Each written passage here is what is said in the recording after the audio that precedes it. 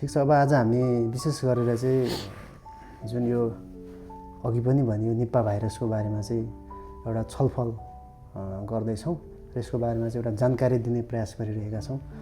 र जुन सबैभन्दा पहिले चाहिँ अब हामी यो निप्पा भाइरसको बारेमा जान्नु पूर्व चाहिँ छोटो यो भाइरसको बारेमा मात्रै थोरै जानौँ। यो भाइरस भनेको चाहिँ कस्तो हो, यो भाइरस भन्नाले चाहिँ के बुझिन्छ हामीले बुझ्ने भाषामा चाहिँ त्यो बताइदिनुहोस्। धन्यवाद रविन सर। वास्तवमा यो आजको यो स्वास्थ्य संवादको लागि आमन्त्रणा गरेर मलाई पनि यो निप्पा भाइरसको बारेमा के कुराहरू भन्ने मौका दिनुभएको सरलाई धन्यवाद। थोरैमा हामीले भाइरस भनेको के हो भन्ने बुझ्नुपर्छ। यो भाइरस भनेको चाहिँ वास्तवमा अब सजिलो बुझ्ने भाषामा चाहिँ यो हाम्रो एकदमै एउटा सानो कण हो जसलाई हामी जीवाणु पनि भन्छौँ, जुन हाम्रो नाङ्गो आँखाले हामीले कहिले पनि देख्दैनौँ होइन।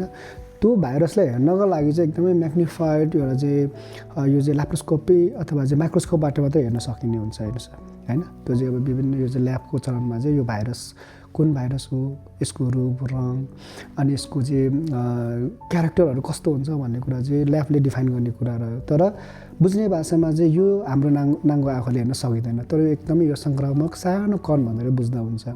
र यसको विशेषता हेर्ने हो भने चाहिँ यो जबसम्म हाम्रो मानव शरीरको कोषमा अथवा कुनै पनि जनावरको कोषमा नछिरिकन यसको वृद्धि विकास हुँदैन। जब यसको कुनै एउटा चाहिँ जीवित कोषभित्र यसको जब इन्ट्री हुन्छ अथवा चाहिँ प्रवेश हुन्छ बल्ल उसको चाहिँ ग्रोथ र डेभलपमेन्ट चाहिँ अथवा चाहिँ यसको रेप्लिकेसन चाहिँ त्यहाँबाट सुरु हुन्छ।